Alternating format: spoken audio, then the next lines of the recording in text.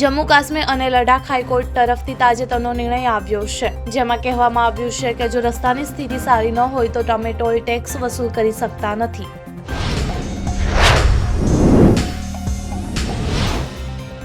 આરબીઆઈએ બિન banking finance કંપનીઓ અને સૂક્ષ્મ નાણાકીય લોન આપતી કંપનીઓને ખૂબ જ રાહત આપી છે. હવે બેંકો આ કંપનીઓને વધુ લોન આપી શકશે.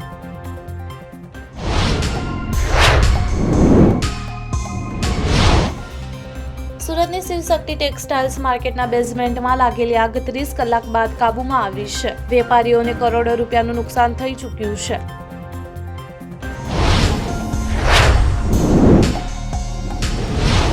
ચા વેચતી કંપની આઈપીઓ લોન્ચ કરવાની તૈયારી કરી રહી છે, જે આવતા વર્ષે આઈપીઓ માર્કેટમાં પ્રવેશી શકે છે. કંપનીના કો-ફાઉન્ડર તરુણ ખન્નાએ આ યોજના વિશે જણાવ્યું છે.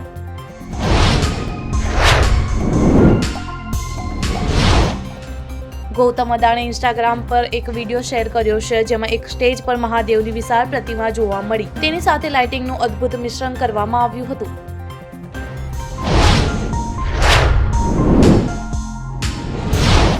તેલુગુ અભિનેતા, પટકથા લેખક અને વાયએસઆર કોંગ્રેસ પાર્ટીના નેતા પોસાની કૃષ્ણમુરલીની બુધવારે આંધ્રપ્રદેશ પોલીસે તેમના હૈદરાબાદ સ્થિત નિવાસ સ્થાનેથી ધરપકડ કરી હતી. રાજસ્થાનમાં યોજાયેલી રીટ પરીક્ષામાં ઘણા ઉમેદવારો પરીક્ષા ચૂકી ગયા, કારણ કે ગૂગલ મેપે તેમને ખોટું લોકેશન બતાવ્યું હતું. ગૂગલ મેપના કારણે અલવરમાં બાબુ શોભારમ આર્ટ્સ કોલેજના ગેટ પર મહિલા ઉમેદવાર મોડી પહોંચી હતી.